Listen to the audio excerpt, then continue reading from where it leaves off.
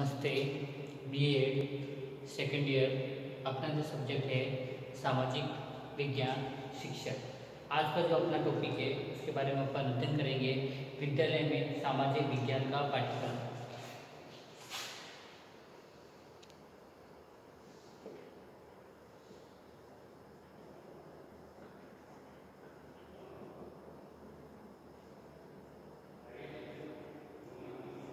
विद्यालय में सामाजिक विज्ञान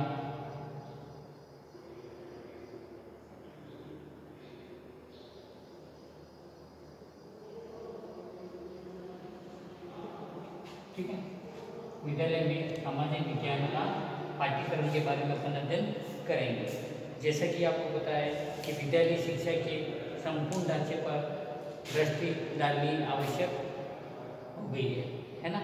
इसके अंतर्गत जो हमारे देश में विद्यालय शिक्षा विविध स्तरों में विभाजित हुई है, अतः यह यदि उन विविध स्तरों के आधार पर ही सामाजिक विज्ञान पाठ्यक्रम की बात की जाए तो संभवतः अधिक तर्कसंगत होगा और ऐसा करना अध्ययन करने की दृष्टि से ही भी सुविधाजनक होगा।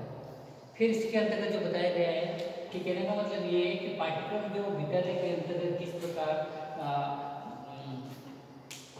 होना चाहिए उसके हिसाब से इसमें जो primary level, upper primary level और सेकेंडरी लेवल और हाई सेकेंडरी लेवल है ना। तो ये एज के हिसाब से किस प्रकार प्राथमिक स्तर, उच्च प्राथमिक स्तर, माध्यमिक स्तर और उच्च माध्यमिक विद्यालय स्तर पर किस प्रकार के पाठ्यक्रम सामाजिक विज्ञान का पाठ्यक्रम होना चाहिए उसके माध्यम से अपन ताकि ये एक पाठ्यक्रम पहले से निर्धारित हो जाता है तो उससे बच्चे की IQ और बच्चे की एज के हिसाब से ये प्राइमरी लेवल का क्या पाठ्यक्रम होना चाहिए, ठीक है। फिर अपर प्राइमरी लेवल का क्या पाठ्यक्रम होना चाहिए, फिर माध्यमिक शिक्षा विद्यालय स्तर पर क्या पाठ्यक्रम होना चाहिए, उच्च माध्यमिक विद्यालय स्तर पर क्या होना चाहिए। तो ये सब इसके बारे में बताया गया है ना। इसके अंतर्गत जो अपना जो पहला आता है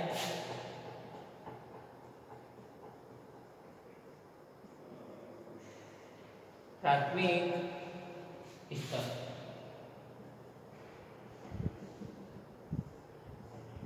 तो प्राथमिक स्तर जो 1 से 5 तक है ना, उसके अंतर्गत जो भी जो सुविधा होती है पाठ्यक्रम के बच्चा किस एज का होना चाहिए उसकी जैसे कि नर्सरी PG क्लास का या नर्सरी क्लास का है तो 3 साल से बच्चा स्कूल विद्यालय में दाखिल करवा देते हैं, उसका एडमिशन गवर्नमेंट बहुत 6 साल का है ना।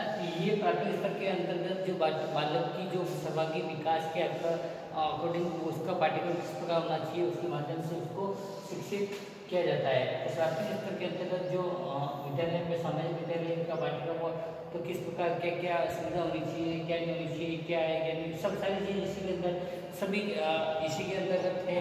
फिर उच्च प्राथमिक स्तर सेकंड आता है जो अपना उच्च प्राथमिक स्तर।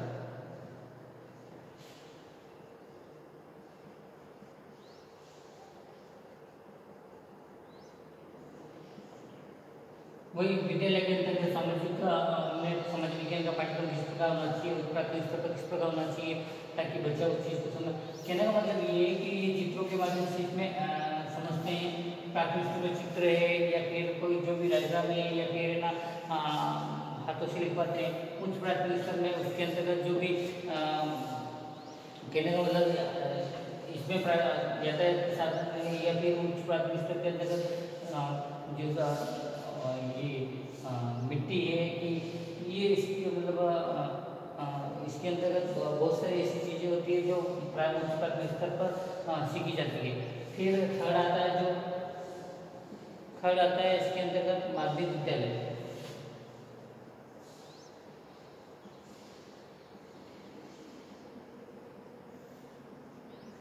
माध्यमिक विद्यालय के अंतर्गत के बच्चे सीखते हैं नक्शा बनाना या फिर विद्यालय के अंतर्गत बहुत सारी भारत का, संसार का या फिर ग्लोब के बारे में सीखते हैं। मतलब बहुत सारी चीज़ें ऐसी है जो विद्यालय के अंदर सामाजिक विज्ञान के पाठ्यक्रम के माध्यम से वो हर चीज़ अपने बच्चे का सर्वांगीण विकास करते हैं। फिर अपना जो आता है इसी के अंदर उच्च माध्यमिक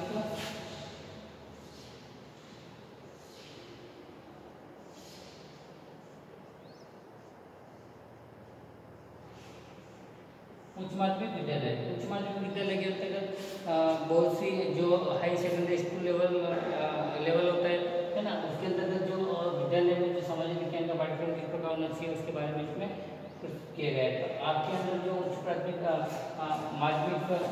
माध्यमिक विद्यालय के अंतर्गत बताए गए हैं कि इसमें जो कहने का मतलब ये अपना जो इसमें है, पहला है अपना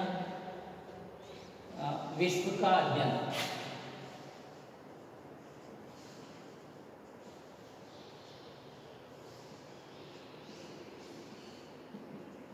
विश्व का अध्ययन, इसके अंतर्गत विश्व का अध्ययन विश्व का प्राकृतिक वातावरण, विश्व के प्राकृतिक विभाग, पृथ्वी की उत्पत्ति, आंतरिक एवं बाह्य शक्तियों, जल धाराएं, ज्वार भाटा, समुद्री जल की लवणता एवं वायुमंडल, समुद्री जल की विश्व में प्राथमिक एवं द्वितीयक व्यवसायों का वितरण एवं समस्या के बारे में इसमें विश्व का अध्ययन के बारे में इसके अंतर्गत आता है ना, तो उच्च माध्यमिक विद्यालय के अंतर्गत। फिर आता है अपना भारत का अध्ययन, इसमें दूसरा आता है भारत का अध्ययन,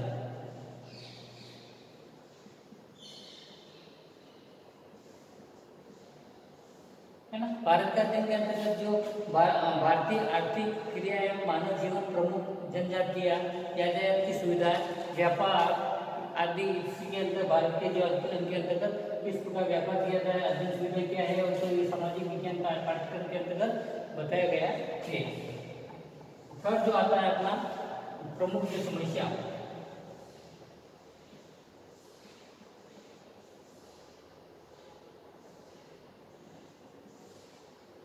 प्रमुख जो समस्या है, विश्व में पर्यावरण प्रदूषण की समस्या, मृदा संरक्षण, भारत में जनाधिकार की समस्या, राष्ट्रीयता एकता एवं अखंडता की समस्या, विश्व में तापमान वृद्धि की समस्या, औद्योगिक की समस्या आदि इसके बारे में बताया गया है। नेक्स्ट जो अपना है चौथा, इसमें प्रक्रियात्मक अध्ययन,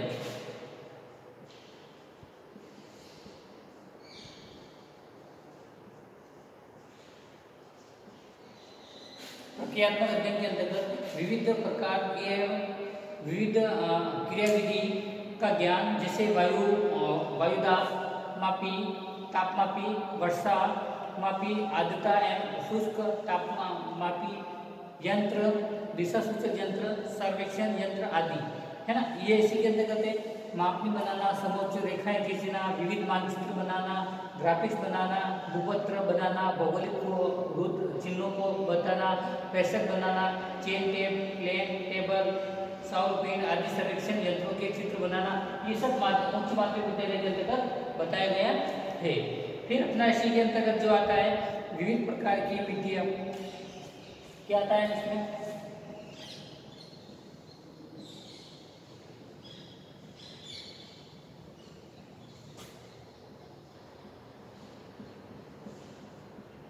विविध प्रकार की विधियां, है ना, खनिज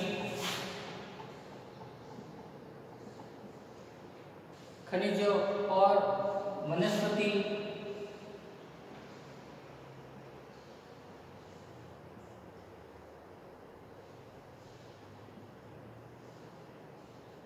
आदि, है ना, के नमूने संग्रह करना। ये इसके अंतर्गत विभिन्न प्रकार की जो मिट्टियां, खनिज और वनस्पति आदि के अंतर्गत जो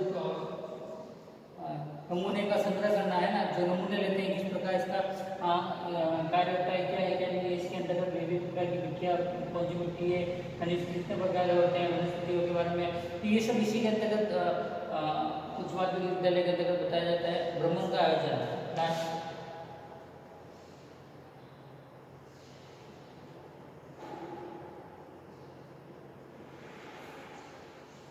भ्रमण का आयोजन के अंतर्गत बताया गया है कि पाठ्यक्रम निर्माण इस प्रकार होना चाहिए जिससे कि न केवल व्यक्तिगत उद्देश्यों की पूर्ति हो सके, क्या बोला कि व्यक्तिगत उद्देश्य की पूर्ति हो सके, बल्कि राष्ट्रीय एवं सामाजिक उद्देश्य की प्राप्ति भी आसानी से संभव हो सके।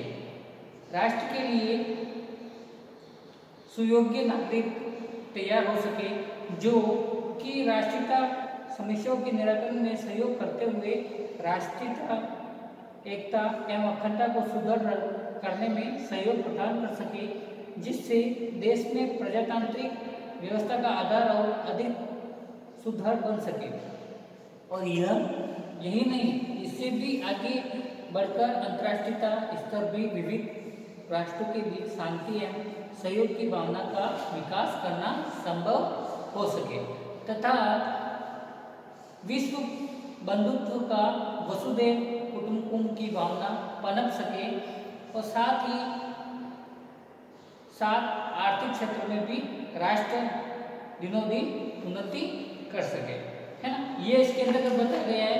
फिर इसी के अंतर्गत जो देखो विद्यालय में जो सामाजिक विज्ञान का पाठ्यक्रम, कहने का मतलब ये है कि जो अभी जो नया पहले 91 में इसका आपको बता देता हूँ 1986 में जो शिक्षा नीति